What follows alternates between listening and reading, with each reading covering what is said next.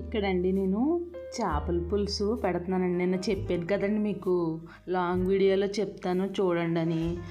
ఇక్కడండి చేప ముక్కలను శుభ్రంగా కడిగేసుకునండి, ఉప్పును కారమును పసుపును నూనె వేసి కలిపేయండి. కలిపిన తర్వాత అండి ఒక గిన్నె పెట్టుకునండి, అందులో నూనె వేసుకుని 2 కరివేపాకు రబ్బులు వేసండి. వేగిన తర్వాత మనం ఉల్లిపాయని మిక్సీ పట్టాం కదండి, అది కూడా వేసి శుభ్రంగానండి వేపుకోండి. వేపుకున్న తర్వాత చేప ముక్కల్ని వేసండి, ఒకసారి కలపండి, ఎక్కువ కలపకండి, అవి విడిపోతాయి. కలిపిన తర్వాత మూత పెట్టి 2 నిమిషాలు, అదేనండి 2 సెకండ్లు 2 నిమిషాలు కొద్దిగా మగ్గనివ్వండి. మగ్గిన తర్వాత అండి ఈ లోపలని మనం చింతపండు గుజ్జు శుభ్రంగా పిప్పి తీసేసండి చేతులు పెట్టి వడకట్టేసుకుందామండి. ఈ లోపల మా అబ్బాయి వచ్చండి, ఏటమ్మ చేస్తున్నామని అడుగుతున్నాడండి. ఇక్కడ శుభ్రంగానే పిప్పుని వడకట్టేయండి. వడకట్టిన తర్వాత దాన్ని తీసుకెళ్ళండి చేప ముక్కల్లో పోసేసేయండి.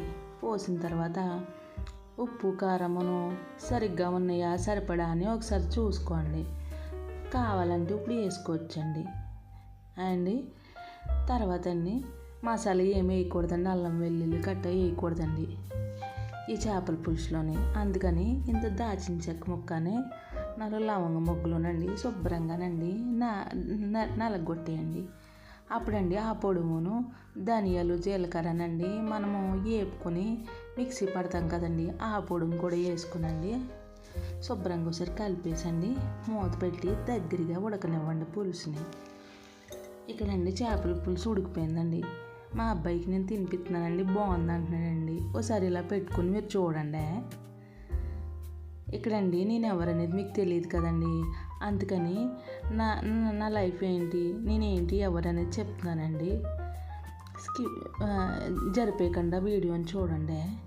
నా పేరు సుధా అండి. నేను మా అమ్మగారికి ఒకే అమ్మాయినండి. మా నాన్నగారు చిన్నప్పుడే చనిపోయారండి.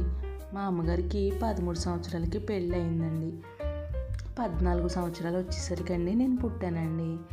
15 వచ్చేసరికి మా నాన్నగారు చనిపోయారండి. అంటే మా అమ్మగారు 15 సంవత్సరాలకే జీవితం అంతా చూసేసారండి.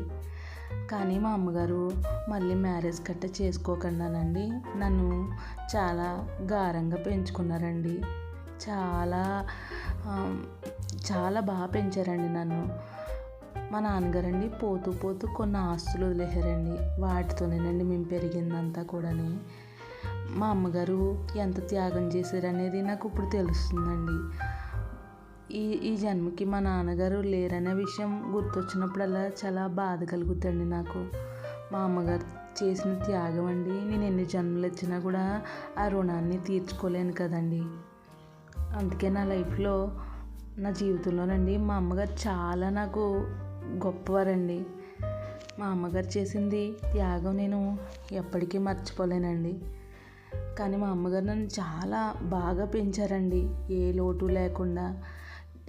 చెప్పాలంటే చాలా గొప్పగా పెంచారండి నన్ను.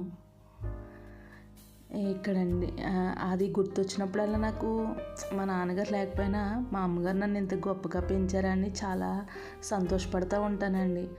అందుకేనండి మా అమ్మగారు అంటే నాకు చాలా ఇష్టం అండి. మీకండి పార్ట్ 2లోని ఇంకా నేను కంటిన్యూ చేస్తానండి, మా నాన్నగారు ఎలా చనిపోయారు అనేది. ఈ వీడియోని లాస్ట్ వరకు చూసినందుకండి మీ అందరికీ కూడా ధన్యవాదాలండి.